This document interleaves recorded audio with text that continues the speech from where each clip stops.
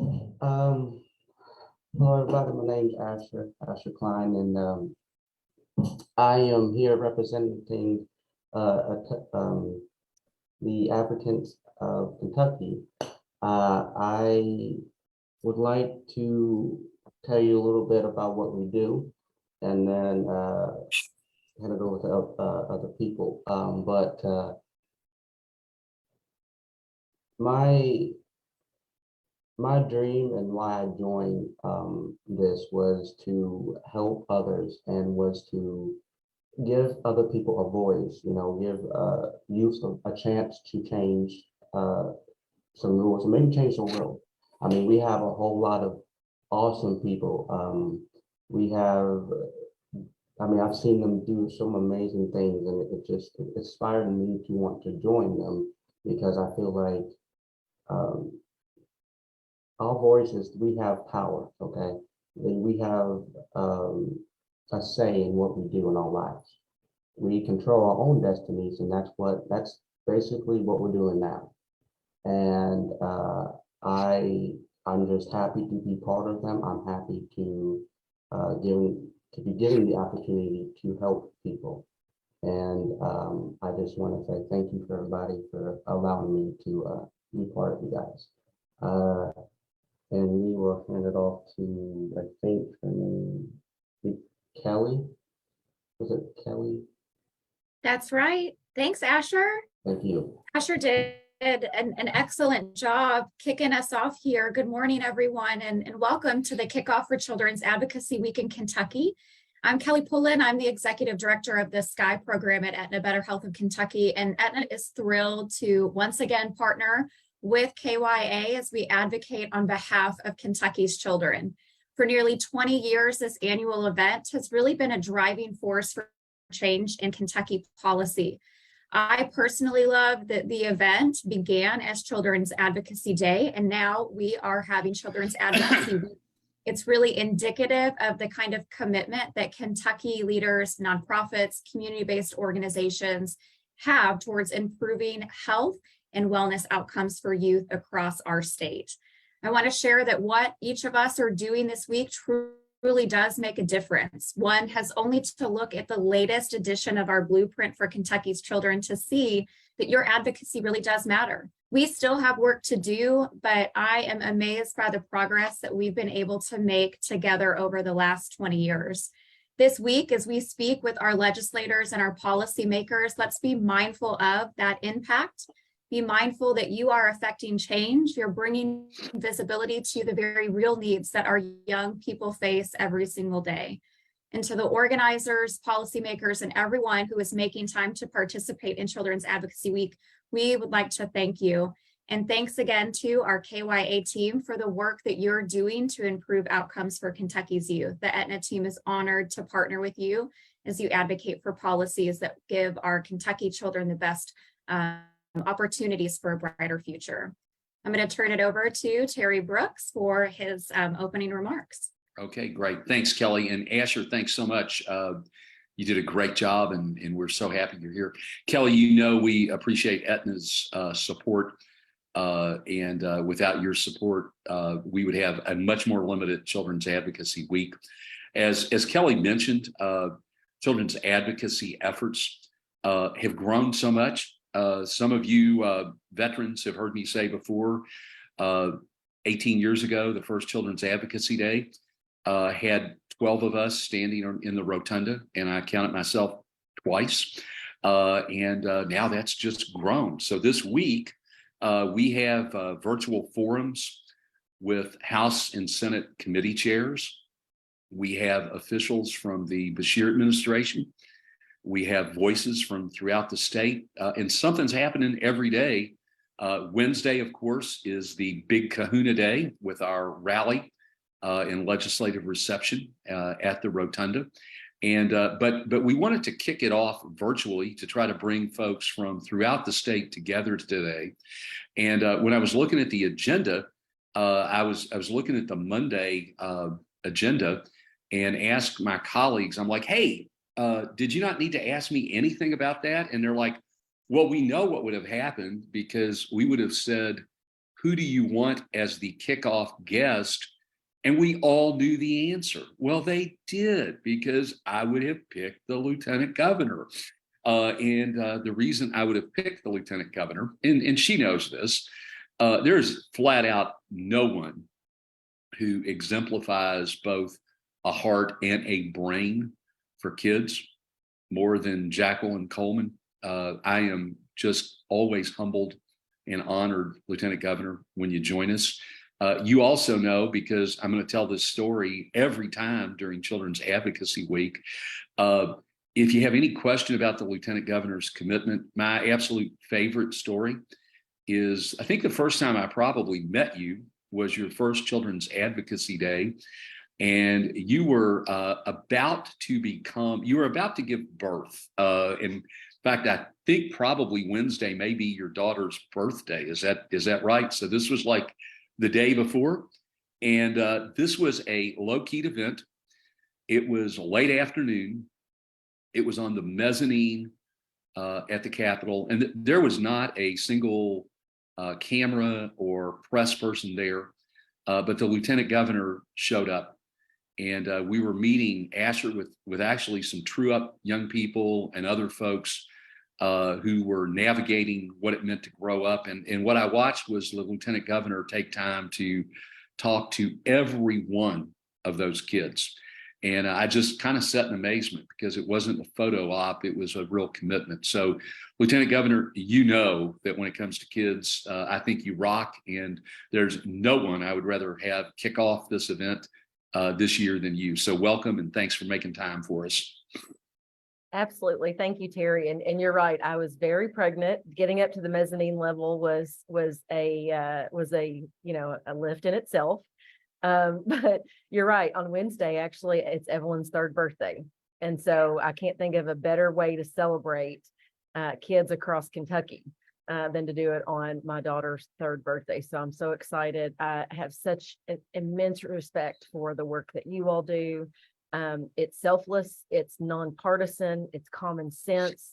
And those are the things I like to make sure that we lift up. So thanks for having me today. Yeah, absolutely. So we're going to get into some policy arenas and what we think might be happening in 2023. But I want to open, since this is about everybody being a voice for kids, I want to share just like a little story and get your reaction, because I had a really sad conversation maybe a week ago. A young person had reached out to me. The individual is a grad practicum student, not doing it at KYA, doing it in another youth serving organization. And this individual had lots of opinions, good opinions, by the way, on a particular issue of afflicting and affecting our kids. And he asked, well, what can I do? So my first reaction, as is frequently the case, I was like, well, you have a state representative and you have a state senator, and we all share the same governor. So go to work. And his answer was, well, why would I do that? Because nobody would listen to me. And I feel like that, and I don't think I was successful convincing him, because I checked this weekend and he's like, I still don't know. So, you know, I've heard you talk before about all of us, but especially young people, the power and vibrancy that they can bring to the table. Asher, you did a great job of already alluding to that. So can you take just a minute and, I guess, candidly lift up hope for folks that at one end they'll be heard, but secondly, reminding all of us that none of us get off the hook, because all of us have voice that we need to apply. And I know that's one of your drum beats is making your voice heard. So can you riff just a little bit about the importance of that? Absolutely. And, it's disappointing to hear a young person think that. And I don't know if something has happened to this young man that would make him think that, or if that's just kind of, a negative stereotype that, people don't listen, adults don't listen. I think that too often that might be true. So I don't think he's getting it from nowhere. But I would say that, I'm in the Capitol right now. I'm in my office, and what I always like to say is, this is the people's house. This house belongs to our kids. We are here to serve. We work for them. And that's the mentality that the governor and I certainly share. It's the mentality, in my opinion, that every elected official should have. When it comes to speaking up and speaking out about things that you care about, you can't let another person's reaction impact your voice, right? The only thing that you can control is that you know what's right and what's wrong. You have the ability to speak up, and you should use it. And you're not responsible for how someone else does or doesn't react. If you're anything like me, you just go to the next person in line and you just keep pressing, because so often, the best ideas and the most critical insight takes a few times to get through. I mean, the best bills in the world don't pass the first time around. They have to be heard several times. And our goal as elected officials, as people who represent the public, as people who work for the public, should always be to listen, and should always be to try to make sure that we elevate the voice of young people. And so if that young person has ever had a situation where that didn't happen, that makes me sad for them. But again, you can't let other people's reaction keep you from doing what you know is right. And that's to speak up for people who need you to help raise their voice. Yeah. I think the other thing that strikes me, and then we'll get into policy issues, but I've heard you talk about this. I've also heard legislators, whether they're Democrat, Republican, House, Senate, rural, urban. I think sometimes we don't realize that just one note or one call or a couple make a difference. I think that sometimes we think there have to be thousands of calls on that same issue. And I've heard you talk that sometimes you pick up a nugget just from one person and take it and run. So the other thing, again, that I just want to emphasize to folks is your voice, your singular voice does matter. There's not a better week to think about what you want to say to the lieutenant governor, to the governor, to your senator, to your representative when it comes to kids, and make a commitment to make yourself heard. Amen, right, Lieutenant Governor? Amen. Okay. Well, we want to jump into a couple issues, and then we want to talk about 2023 in a broader way. But I feel like that we may as well jump in on a couple specific issues. One that I think, again, Lieutenant Governor, I think you and the governor raised this eloquently and appropriately, is that the hundreds of thousands of young people who are in our K-12 school system are facing a multitude of challenges.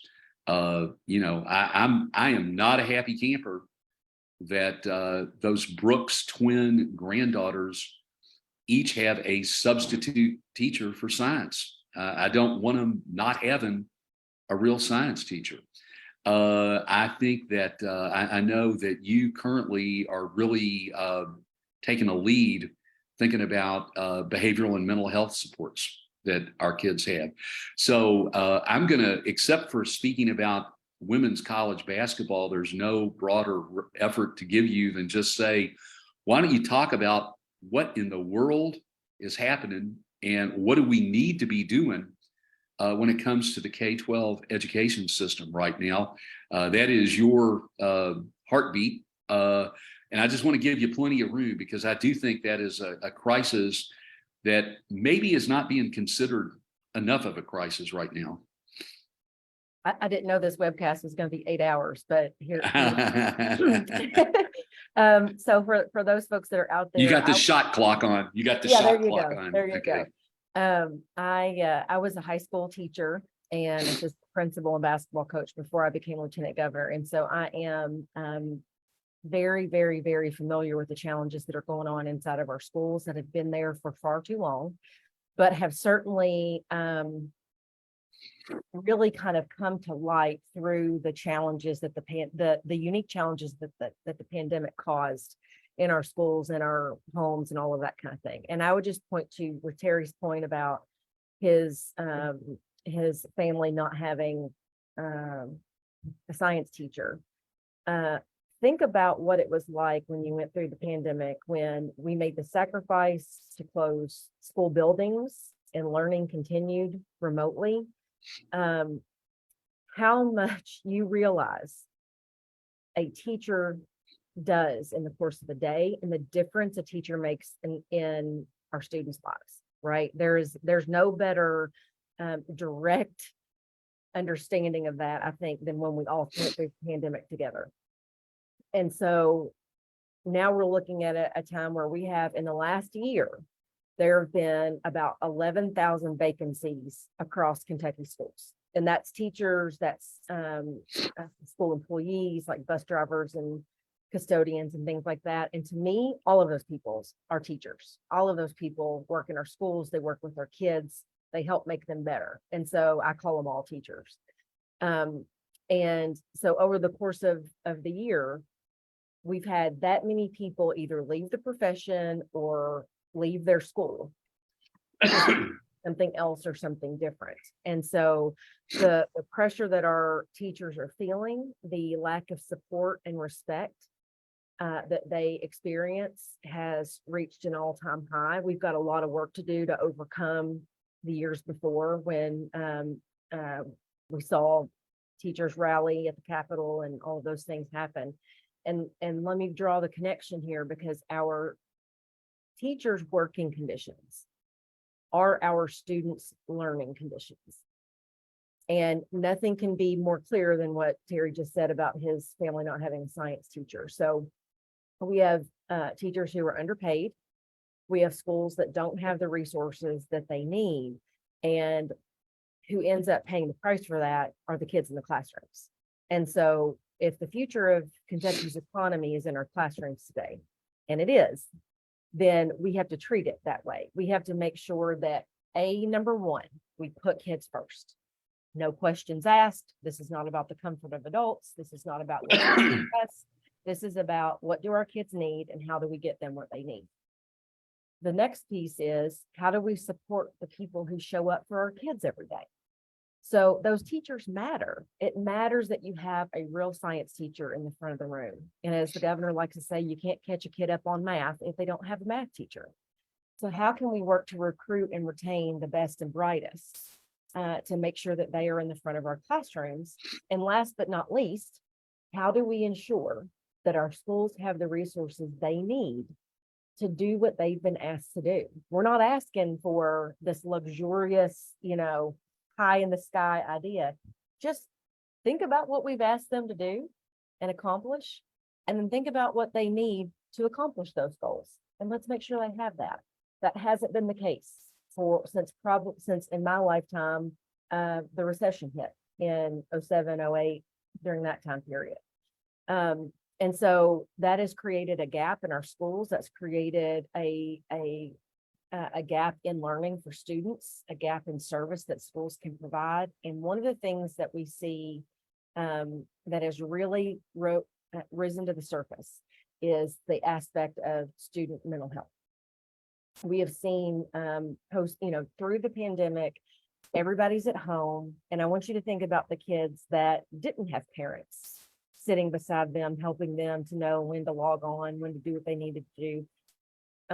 Homes that had to have meals delivered to them, otherwise those kids wouldn't eat. And by the way, that's what our teachers in our schools were doing the entire time. Think about the kids who are in homes where drugs are rampant, where abuse and neglect is a challenge, where maybe biological parents weren't present, so they are living with grandparents or in the foster care system. Those students and their challenges and the issues that they face every day were compounded times a million, right? And so in the Lieutenant Governor's office, we launched a student mental health initiative. And the best part of this initiative was it was 100% run by students. We borrowed the Student Advisory Council from the Department of Education, And we basically tasked these students, we said, this is the issue we want to take on, student mental health, but we want you to lead the charge. We want you to decide how we're going to do it. We want you to design the regional mental health action summits. And those students designed the questions. They facilitated the conversations with students in every region of Kentucky. They dove into that data.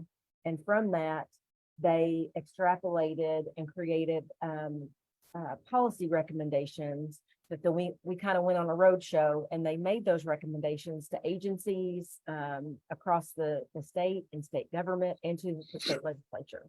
And they said, here's the things that we have heard from our peers across the state about how you can use your position to support our students with student mental health. And we're still working on a lot of those recommendations. I told the students that luckily for us, there's more than one way to skin a cat. And so everything didn't have to be an executive order or a piece of legislation. It could be we could go about this a lot of different ways. Yeah. Okay, great. And so our students have led the way. Kentucky has led the way because just last week, a poll came out. It was a national poll, and the number one issue that parents said they were concerned about with their kids was their mental health. Well, Kentucky's been working on this with kids at the forefront for 2 years now. And so I'm pretty proud of that. Great. Thank you so much. And again, I just want to reiterate that you'll hear a lot of conversations about the K-12 issues.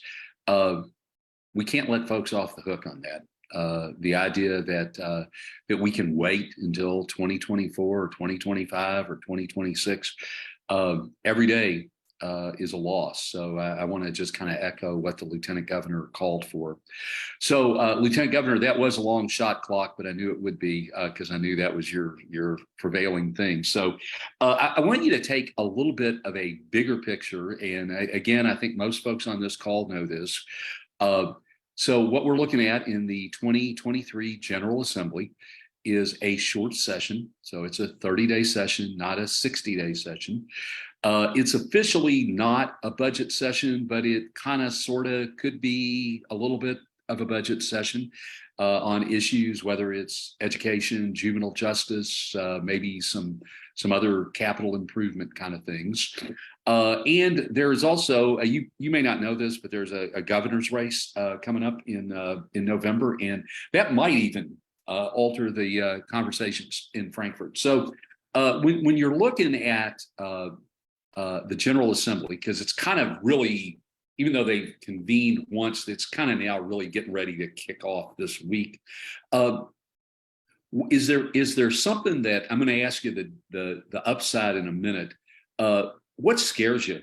What is it that your biggest fear is as we look at the next 25, 24 days? I think my biggest fear is what it normally is, and it would be in any scenario like this, and it's that we would miss an opportunity. We would miss an opportunity to make a difference, to do the right thing, to, as you said, not waste one more day, not lose one more day for our kids that need us now more than ever. And that really is something that I worry about, because we see what's important. We've heard, parents around the country say, this is the most important thing to us, is our students' mental health. We know that we've had 11,000 vacancies in Kentucky schools in the last year. What are we going to do to make sure that every kid has a math, science, English, and social studies teacher in the front of that classroom? That's going to take a commitment. It's going to take people who are willing to do the right thing for the right reasons. And I don't want us to miss an opportunity because there's politics at play in some way. So one thing that I'm hearing from the Lieutenant Governor is she's challenging all of you to pay special attention to what happens or doesn't happen on the K-12 scene. Just have to plug this as the week begins. I think one of our fears is that we're at such a crossroads on juvenile justice. We can envision significant reform, and we can envision real regression all in the next few weeks. So I would encourage those of you who are tuning in to certainly do what the Lieutenant Governor talked about. I want you to also be watching for what the rhetoric is, what the proposals are around juvenile justice. So let's flip that, Lieutenant Governor. And we just talked about what worried you. What are some reasonable, emphasize that adjective, reasonable hopes that when you think about the few weeks ahead at the end of the 2023 General Assembly, what's the to make the honor roll, the Jacqueline Coleman Social Studies Teacher Honor Roll, what are a couple things that you think the administration and General Assembly working together can frankly pull off for kids in this session?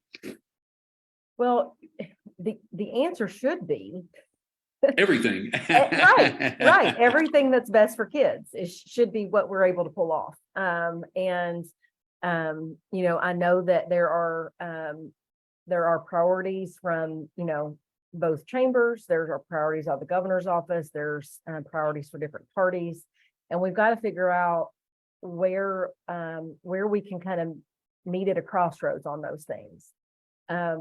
I would say, again, especially if we're looking at the K-12 arena, actually a little bit beyond that, is Governor Beshear and I have released our Education First plan, and we've traveled the state talking about it because it's that important to us. But again, it's about making sure that our teachers are paid fairly and enough, because they're not right now, to make sure that we can have a teacher in every classroom. We don't have 11,000 vacancies next school year like we did last year. And a big one for me is universal pre-K.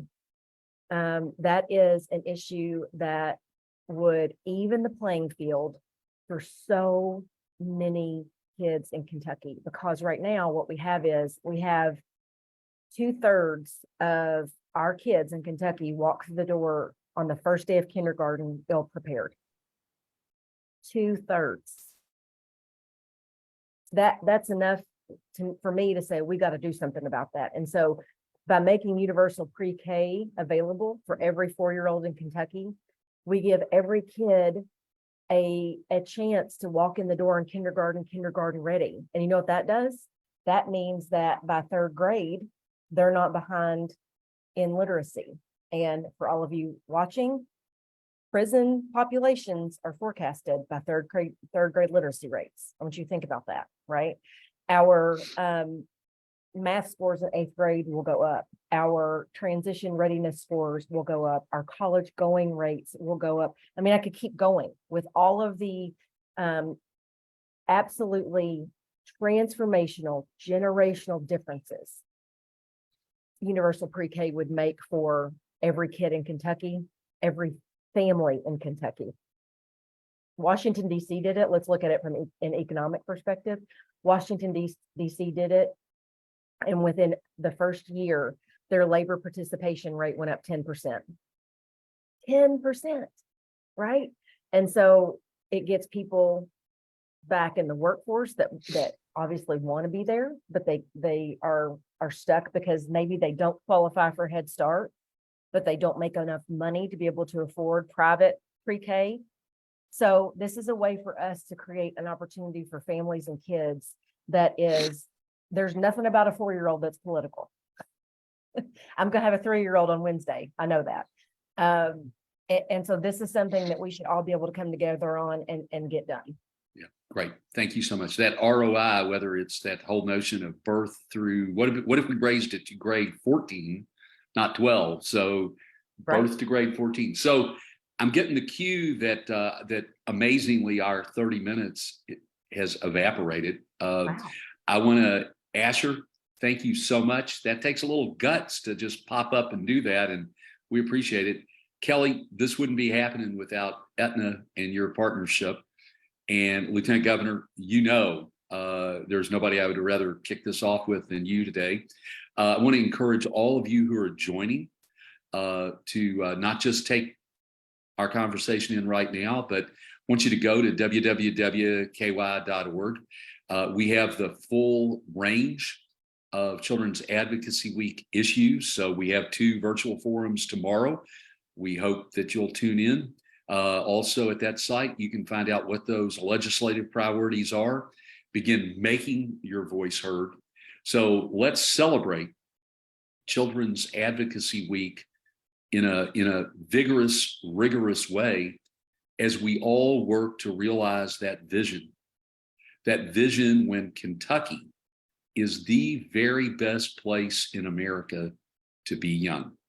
Amen. And thanks for joining us. Thank you, guys.